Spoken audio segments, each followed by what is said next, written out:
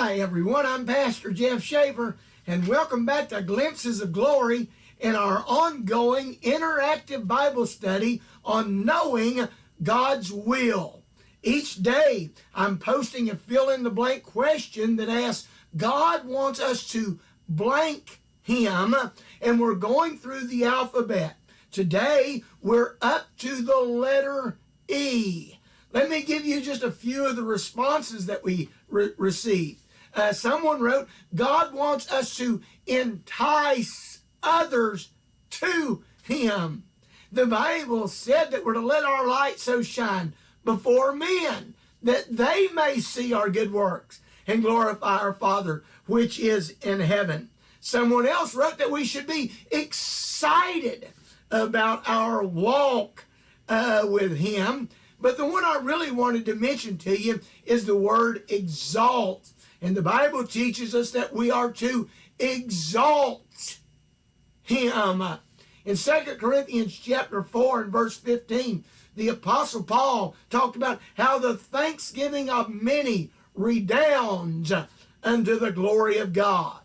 In Psalm 133 and verse 1 we read, Behold, how good and pleasant it is for brethren to dwell together. And in Psalm 34 and verse 3, David exclaimed, Oh, magnify the Lord with me, and let us exalt His name together. The Bible teaches that as we as believers walk together, God is glorified. When we as believers work together, God is glorified. When we as believers worship together, God is glorified. And when we as believers witness together, God is glorified. Let me share with you a quick personal story. Most of you know that I was saved through the visitation ministry of Hickory Tree Union Church. There was a 3-person team that came to my house that night. There was Buddy Chapman. He was the one that did most of the talking. There was Don Pickle. He was the one that did most of the praying. I can still remember in my mind as Buddy was there witnessing to my wife and I in my living room that Don was over in the corner praying as Buddy was sharing the plan of salvation. So there was Buddy Chapman, there was Don Pickle, and then there was a boy that I went to high school with by the name of Mark Stipes. Now Mark, there at the house, didn't say too much, but let me take you back just a little bit. Buddy and Don and Mark had been asked to come visit me by our family mechanic, Clarence Stoffel, because Clarence felt like that I was under conviction. He was right. The problem was Clarence always knew me as Little Jimmy. That was my father's name, Jimmy Shaver. Clarence, I don't guess, ever knew what my real name was. He knew me as Little Jimmy. And he sent the visitation team out to find Little Jimmy Shaver.